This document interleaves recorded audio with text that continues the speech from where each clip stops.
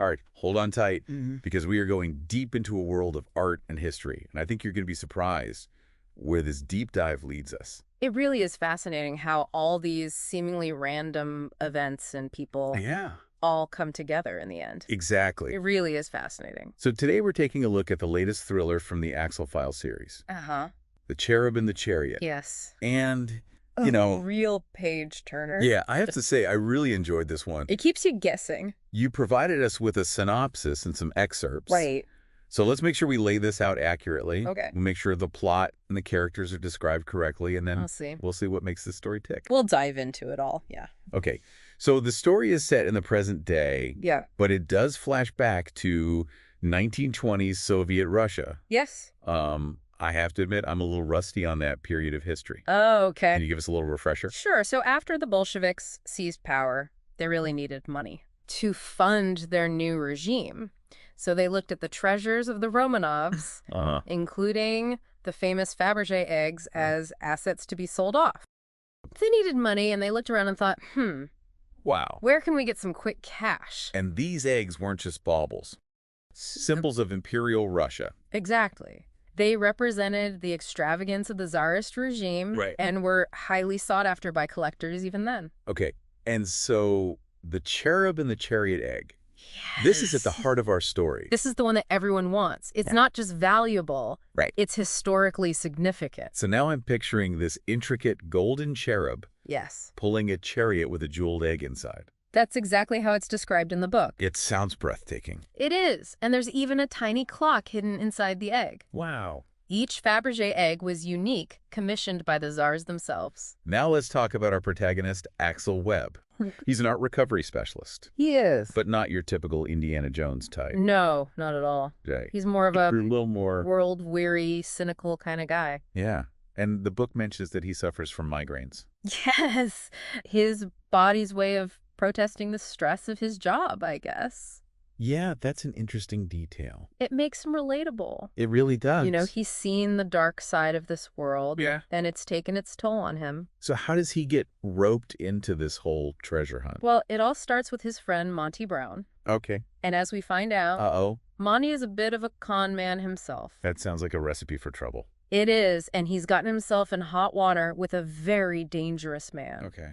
Vladimir Bok. Okay. A Russian mobster with a direct line to the Kremlin. And Bok wants the egg. He does. No matter the cost. No matter what. So what's his motivation here? Is he just greedy, or is there something more? It's more complicated than that. He's been tasked with repatriating lost imperial treasures. Oh, wow. It's a matter of national pride for him. So Axel is stuck between a rock and a hard place. Yeah. Trying to help his friend. All right. But also dealing with this very dangerous figure. And it gets even more complicated because Buck has diplomatic immunity.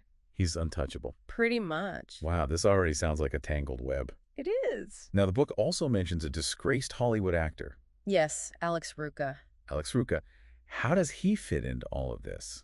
Well, it turns out Ruka is the great-grandson of a key figure involved in the original sale of the imperial treasures back in the 1920s. So he might have some information. He holds a piece of the puzzle that Axel needs to track down the egg. And then there's this whole side story about a missing Oscar statuette from 1938. Oh, yes, that adds another layer of intrigue to the whole thing. I'm already sensing that nothing is as straightforward as it seems. You're right about that. And this is where the hunt for the egg really kicks into high gear. Yes.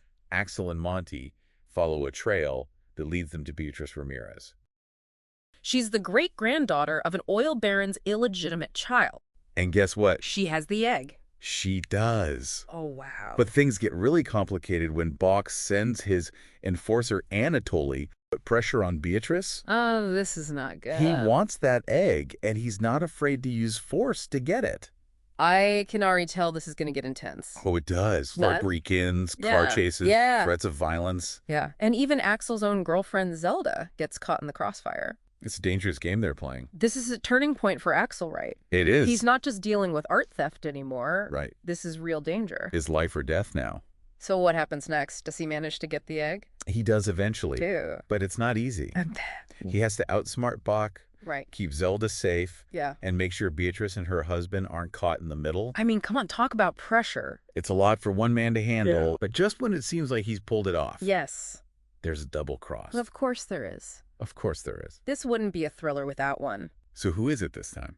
It turns out Monty, the supposed friend, has been playing Axel all along. I can't believe it. He's colluded with Hibiki Sato. Who's that? A Yakuza boss and Axel's own business partner. I knew there was something shady about Hibiki. He's always been a bit of a wild card. Wow. So they cut Axel out of the deal completely. Completely. So in the end, everyone gets what they want. Well, almost everyone. Except for Axel. Axel is left with nothing but a migraine and a sense of betrayal. It's like a punch to the gut. It is. I mean, he trusted these people. You would think he could trust his own friend and business partner. Right. You think you can rely on the people closest to you? It makes you question everything. Wow. This has been a lot to take in. It has. We've covered Russian history. Yes. Fabergé eggs. Double-crossing friends. Right. Yakuza bosses. It's a wild ride. I need a moment to process all this. I think we all do. Okay. But we've done a good job laying out the plot and the key players. Yeah. Now let's dig a little deeper. Okay. And analyze what it all means for Axel and the choices he's made. Let's do it. It's really interesting how this book plays with our expectations of what a thriller should be. Yeah. You think you're getting this straightforward treasure hunt, but it's so much more. Yeah, like peeling back an onion. Exactly. Each layer revealing some new betrayal. Betrayal, hidden agenda. Yeah, and the ending. I'm used to seeing the hero triumph, but he's left empty-handed. Empty-handed and questioning everything. Questioning everything. And I have to say, after both Monty and Hibiki, I have trust issues. I can't believe they both betrayed him. It's a double whammy. Like, who can you trust? Exactly. And, you know, it makes you think about that scene with Alex Ruka, the actor. Oh, yeah. He talks about how society just loves to tear down its winners. Oh, yeah. How the media thrives on scandal. That's a good point. And it's kind of like what happens to Axel in a way. Yeah, like they both reached a certain level of success, but they made compromises. They did, and those compromises came back to haunt them. But I think their compromises were different though, right? Yeah, you could say that. I mean, Ruka's were more personal. Right. Fueled by ambition, maybe even arrogance. And Axel is more... He's navigating this world where the lines are blurred. Right, right. Like the art world. Exactly. The art world where the rules are different. And it's interesting how by the end, Ruka seems to be the one who's more at peace. He has. He's accepted it. Yeah. He's accepted his downfall. He's embraced his outcast status. And Axel's left reeling. Yeah. He's trying to process it all. And trying to deal with all those betrayals. It really highlights what makes Axel so compelling. He's not a typical hero. Right. He's flawed, cynical, burdened by his past. And let's not forget those migraines. Oh, those migraines. It's like they're more than just a physical thing. It's like his body is rebelling. It's like his body's like, I can't take this anymore. And they always pop up at the worst times. The worst times when Zelda's kidnapped? Yes. During those negotiations with Bok? Right after the deal is done. It's like he can handle the pressure mentally? Yeah. But his body just can't keep up. I think those migraines are a metaphor.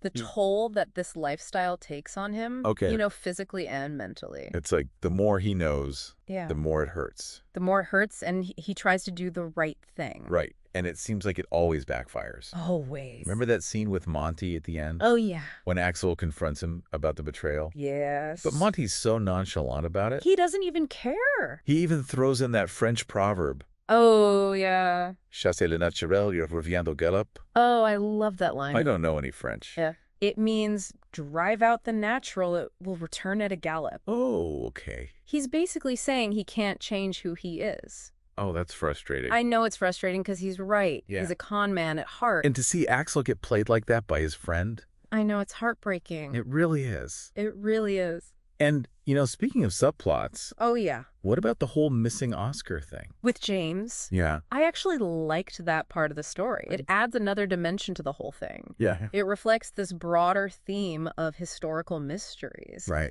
The allure of the unknown. It's like a mini mystery. It is within the larger story. Yeah. And it's interesting how James approaches the mystery with such excitement. Yeah. He's got this childlike wonder that contrasts with Axel's cynicism. And I love that James gets his happy ending. He does. Even if it's not the real Oscar. That replica is enough for him. Yeah, it represents a victory. Yeah, a small victory. In a world that feels like it's full of defeats, which again highlights Axel's disillusionment. Right. He achieves his objective, finds the egg, but he's left empty. It makes you wonder if you can operate in that world and not become jaded. That's a great question, and I think that's what the book is trying to explore. Yeah. Are there any winners in this game?